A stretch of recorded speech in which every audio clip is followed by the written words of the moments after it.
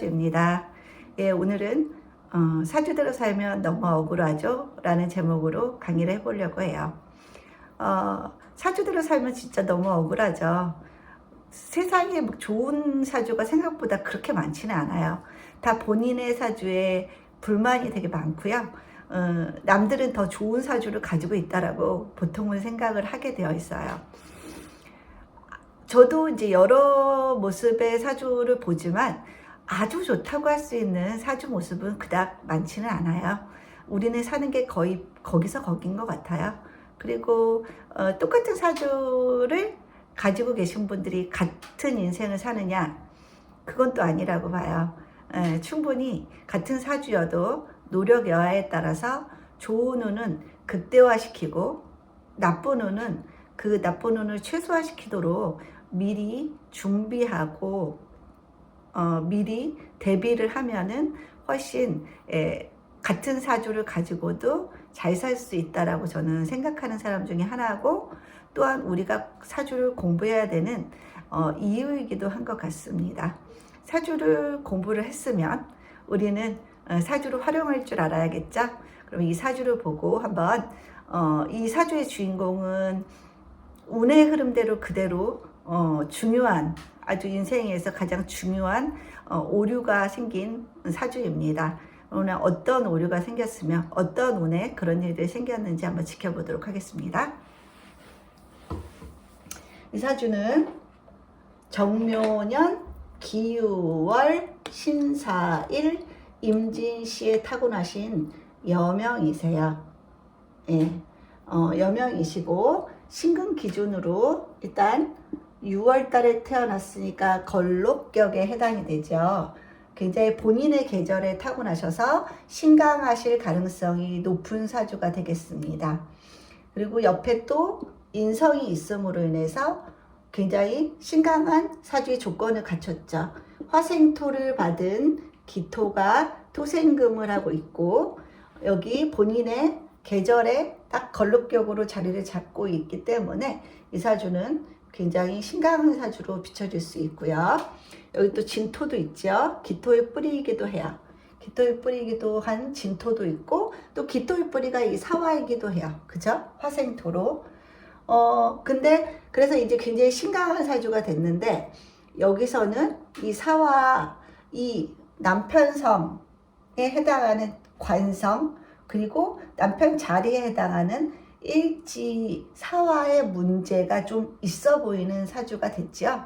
네, 사화가 사화 그대로 존재를 해야 되는데, 화로서 그대로 존재해야 되는 사화가 사유합을 통해서 금으로 변모되고 있고, 또 여기에 병화가, 그죠? 여기 유중의 신금 비겁과 병신합을 하고 있어요. 그렇다는 건 대충 이해가 가시죠? 내 남편이 남편 자리로 굳건히 관성으로 있어야 되는데 비겁도 특히나 이 사주에서는 기신이죠. 강한 사주에서 비겁은 기신이라고 볼 수가 있어요. 그렇기 때문에 기신으로 변화했기도 하고요. 또 옆에 있는 비견과 지장간끼리 병신합도 이루어져 있다는 건 내가 아닌 사회에 있는 다른 비견과 병신합을 하고 있다는 뜻이니까, 내 남자가 나 말고도 다른 사람이 있을 수도 있다라는 걸 가정할 수가 있습니다. 그리고 또 병신합을 통해서 병신합 수의 기능이 더 화가 아니라 수죠? 수의 기능이 더 강화가 되기 때문에 이 사화 입장에서는 사유합도 굉장히 좀 부담스러운 사유합일 수도 있다라는 생각이 듭니다.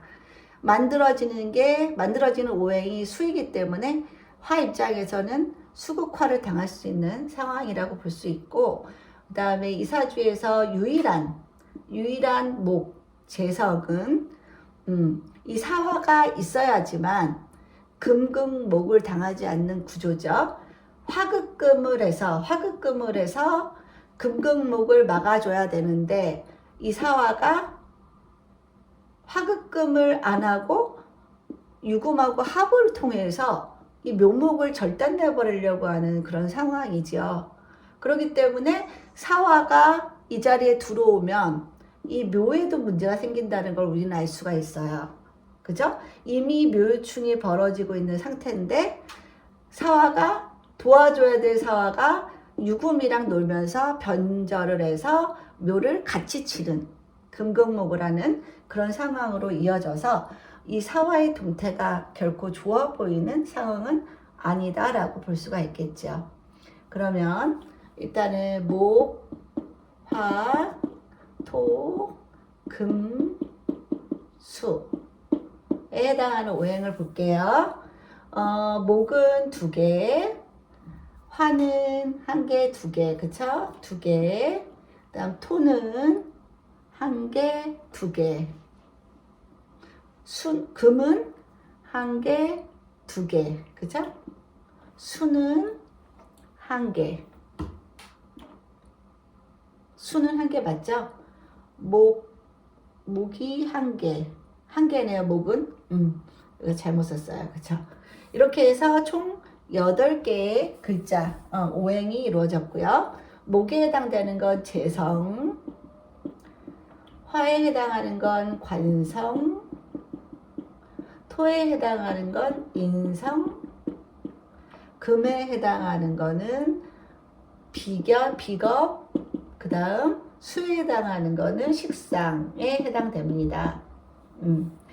원국에 보면은 식상이 하나밖에 없어서 매우 약해 보이지만 이 임수 식상이 시상관이라는 거, 시상관은 굉장히 영향력을 많이 미친다 그랬죠. 강하게 쓰는 글자 중에 하나예요. 그리고 결혼해서 자식을 낳으면서 더 세지는 글자라고 볼 수가 있죠. 더 세지고, 그리고 이 임수가 진토 위에 앉아있는 이게 괴강의 모습이기도 하기 때문에 임수를 항상 좀 의식하고 살아야 된다. 여자 사주든 남자 사주든 시청간에 상관을 띄우신 분들은 부부 사이를 조심하셔야 돼요. 여자분은 상관을 띄운다는 건 상관 경관할 수 있다라는 뜻이고요. 그러면 결국 상관 경관은 나의 상관성이 남편성을 극하는 그런 요소라고 볼 수가 있고, 남자 같은 경우도 여기 상관이 오면 또 마찬가지로 상관 경관하는데 남자 사주에서 관성에 해당하는 건 자식이고, 그 자식을 본인의 상관으로 극을 한다는 뜻이기 때문에 결혼하고 내 상관성이 강해진다는 건 자식을 극하는 요소가 많아진다. 그 말은 가정에 대해서 책임지지 못할 상황들이 생긴다는 뜻이기도 하죠. 나의 상관성 때문에 자식과의 관계가 뭔가 문제가 생긴다는 뜻이기 때문에 결혼 생활에 있어서는 아주 썩 좋은 그런 자리는 아니라고 볼 수가 있어요. 시상관 이거는 좀 눈여겨보셨으면 좋겠고요. 그리고 일단은 시상관이 있으신 분들은 결혼을 좀 늦게 해야겠구나. 결혼을 해도 남들 2번 참을 때 5번을 참아야겠구나 라는 마인드를 갖고 결혼을 하셔야 되는 분이라고 볼 수가 있을 것 같아요. 그리고 이 수도 사실은 여기 사유, 금, 그죠? 이렇게 금생수를 엄청 받고 있는 임수이기 때문에 여간 센 게 아니에요.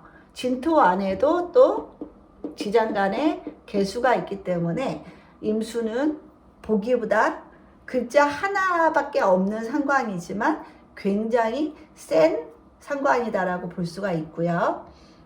그리고 여기서 기임탁수가 벌어질 수 있어요. 기임탁수가 벌어진다는 건 기토도 어정쩡하게 쓸 수 있고 임수도 어정쩡하게 쓸 수 있다는 뜻이죠.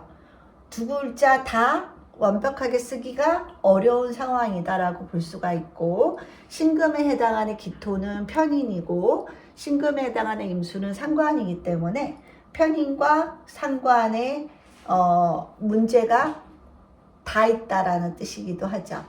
여기서 원래는 토국수의 개념이 맞지만 이 사주는 물론 여기서 화생토를 받고는 있지만 이 토가 토생금으로 빠지는, 그리고 여기 목국토로 빠지는 설기가 너무 많은 기토이기 때문에 굉장히 힘이 약한 기토예요.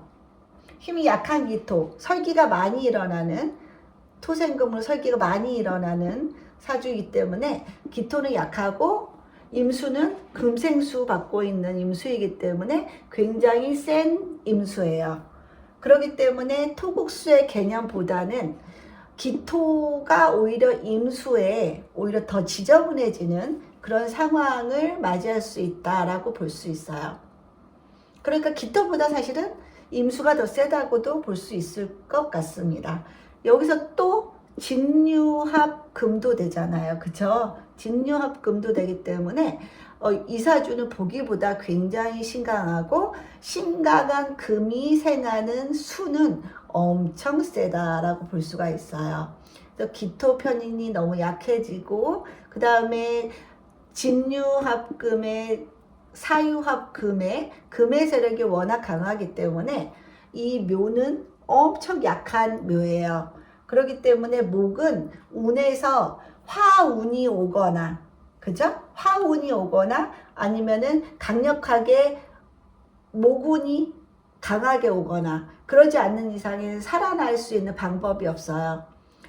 가장 이제 좋은 거는 운에서 사오미 운이 와주면 이 묘목이 금으로부터 화급금이 되기 때문에 묘목이 살아날 수가 있어요. 운에서 온 화로 인해서 화급금이 돼서 묘가 살아날 수 있지만, 운에서 화운이 오지 않으면 이 목의 문제가 반드시 있다.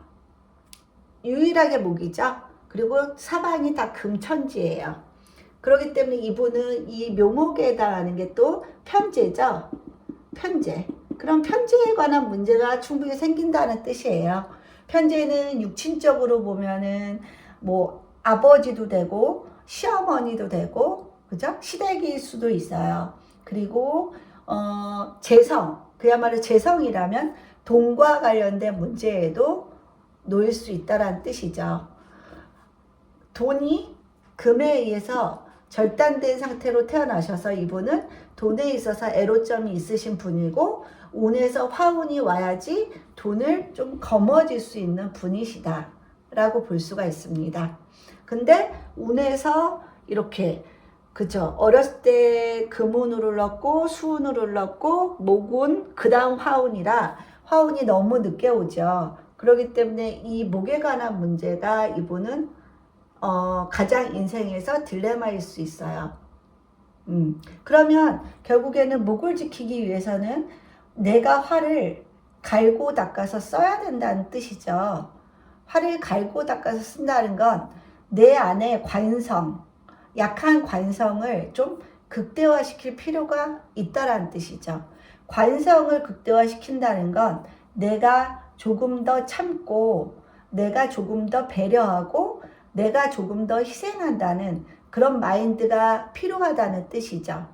그런 마인드를 지키지 않으면 비겁으로, 강한 비겁으로 인해서 상관성이 매우 강해지고, 그 상관성에 의해서 상관경관이 일어나면 남편과의 문제, 사회에서의 다른 사람들과의 관계의 마찰 같은 것들이 충분히 일어날 수 있는 사주가 된다는 거죠. 그래서 지금 이 사화가 굉장히 기능을 못하고 있는 사화일 수 있는데, 내가 엄청 노력하면, 내가 의식하고 내 안에 관성을 자꾸 쌓아서 단단하게 만들면 금으로부터 관성도 좀 지킬 수 있을 거라 보여집니다. 네. 그래서 이 사주는 본인이 항상 약한 관성을 개발하고 내 안에 관성의 마인드를 장착시키는 게 굉장히 중요해 보여요. 그러면은 이분은 되게 또 불리한 게, 이렇게 결혼 시기에 해자축 수운으로 흐르고 있죠. 대운도 식상운으로 흐르고 있어요. 결혼 시기에 식상운이 흐른다는 건 식상운으로 흐르면 결혼은 해요. 왜냐하면 식상이라는 게 연애인자잖아요. 식상이 연애인자예요. 상대방과 교류하는 거예요. 그래서 식상이 좀 적당히 예쁘게 발달하신 분들은 연애도 잘하시고 인기도 많으세요. 그래서 연애가 되고 결혼까지는 충분히 할 수 있는데, 그래서 결혼을 하고 나서가 이제 문제인 거죠. 하고 나서 문제는 상관성이 매우 강해질 가능성이 높다라는 거예요. 원국에도 시상관을 띄우고 있고 운에서도 식상운으로 이게 간여지동으로, 그죠? 간여지동으로 강하게 흐르기 때문에 상당히 결혼에서의 이 20년간이 매우 위험한 기간이다 라고 볼 수가 있어요.